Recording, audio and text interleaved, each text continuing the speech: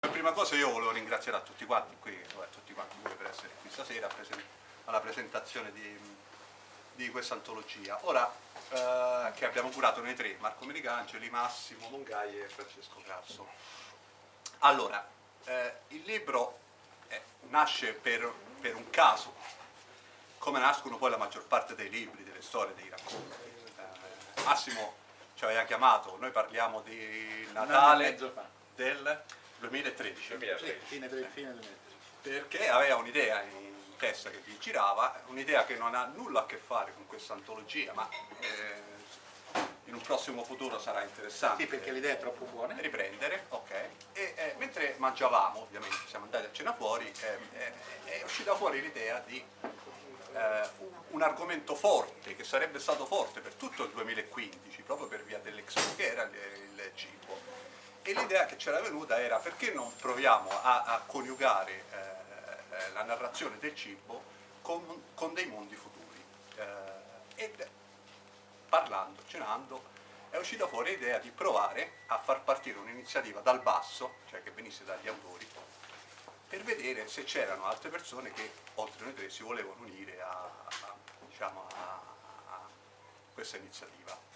La sera stessa Massimo ha cominciato a buttare giù una lista di nomi, e qui c'era il primo punto interessante, perché la cosa su cui ci siamo trovati d'accordo tutti e tre, parlavamo prima con Gianfranco di come avete, in qualche maniera, di come è stata gestita, perché quando sono tre persone a curare un'antologia poi è ovvio che degli scontri strada facendo, scontri, disaccordi e ho anche decisioni da prendere in comune tutti quanti insieme, sono inevitabili, e ci sono stati anche dei momenti di scontro, delle frizioni.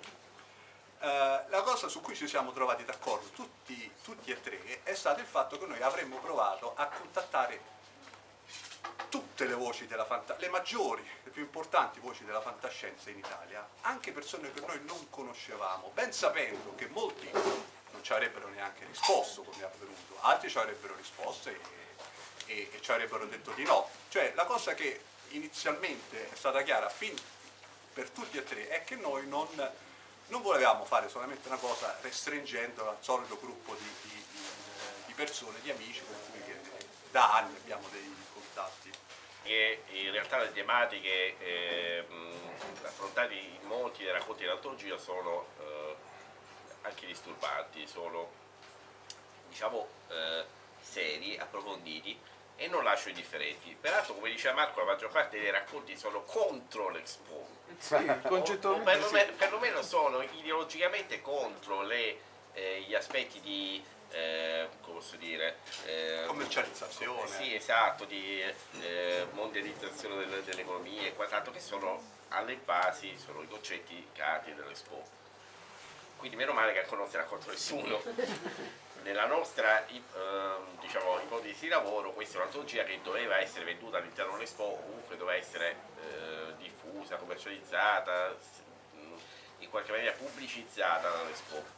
Quindi ancora non se ne sono accorti, è meglio per noi. Io volevo aggiungere, rispetto a quello che diceva Marco, la mia personale esperienza, perché questa è la seconda volta che curo un'antologia e la prima volta che collaboro con questi due loschi figuri a questo scopo. E come diceva giustamente Gianfranco De Turris, è estremamente difficile curare un'antologia e quindi scegliere i racconti, definire una linea editoriale, perlomeno anche fare dei respingimenti di alcune proposte da parte di autori, essendo in tre. Tutto sommato in questi mesi siamo riusciti a trovare un modus operandi e visto che siamo tutti e tre ancora vivi, vuol dire che in qualche maniera abbiamo avuto successo. Di questo devo rendere atto a Marco, che ha avuto delle doti diplomatiche non da poco, perché nel corso di questi mesi noi ci vedevamo in media una volta alla settimana, quasi sempre a casa di Massimo Mongai per l'ora del tè. Quindi ci si presentava a casa di Massimo alle 17 con i biscottini al cioccolato e con il tè aromatizzato, e dopodiché cominciavano i coltelli. E in particolare ci ammazzavamo di mazzate, sputi in faccia, capati tutti io e Massimo, perché eravamo sempre contrari. Appena lui diceva che era bianco, io dicevo che era nero, e regolarmente Marco faceva il piacere. E aveva queste doti diplomatiche da prima repubblica, diciamo, da quasi andreottiane. lo vedo molto bene in quelle correnti monotee della vecchia democrazia cristiana. Succedeva che per esempio io dicevo I due forni, esatto, sì, la teoria dei due forni. Gli scambi di mail tipici sono, io leggevo un racconto e facevo a loro due, ma questo racconto è un cesso, è indescrivibile, non si può fare, e lui subito rispondeva, sì, sono perfettamente d'accordo con te. Ribatteva Massimo, no, ma non è vero, invece secondo me il racconto va bene, dobbiamo includere l'antologia, e Marco, sono perfettamente d'accordo con te. Quando, scusa, come fai a essere d'accordo con due opinioni opposte? E poi non serve a niente perché dobbiamo andare a maggioranza, e lui, sì, è vero, sono d'accordo con te. Poi In Cauda Venenum, Prego. In Cauda Venenum, che è il titolo della postfazione che ho scritto io e che è imperniata intorno al fatto, non mi ricordo se l'ho messo come sottotitolo o no, perché le donne non scrivono fantascienza? Ancora?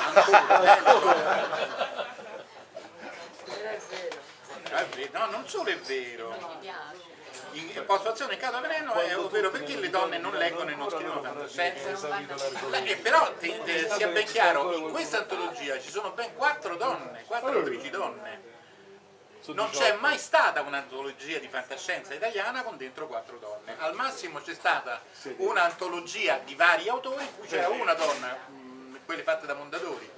Ma poi basta, 4 donne non c'è mai stata, me lo confermi? Nelle mie antologie non c'è sta manco una. Ma perché non le chiamo io? Tutta colpa di tu. Ecco perché lo scrivo fantascienza. E avrebbe dovuto esserci una quinta che ci aveva mandato il racconto Valorani. che avevamo accettato, la Valorani, tra l'altro per Moragni.